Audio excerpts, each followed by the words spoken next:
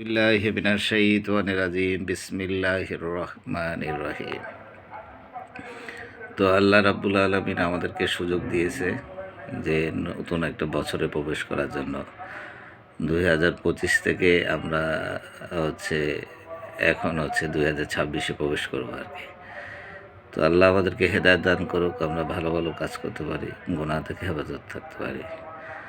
তো কিছু কিছু মানুষ পাঁচ ওয়াক্ত নামাজ পড়বে, কিছু কিছু আমল করবে, কিন্তু তারা জেনা করবে, অন্যান্য বড় বড় কবিরা গুনাহ করবে। এগুলো করবে তাদের শরীরের মধ্যে বা তাদের মনের মধ্যে, তাদের চিন্তা ধারণার মধ্যে খান্নাস জিন বসবাস করবে আর কি।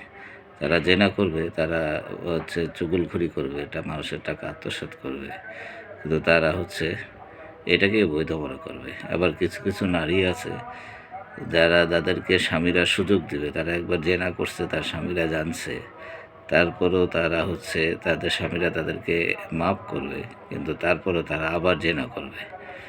কারণ তারা খান্নাস জিন দ্বারা প্রভাবিত থাকবে, তারা তাদের গুণাগুলোকে তারা উপলব্ধি করতে পারবে না।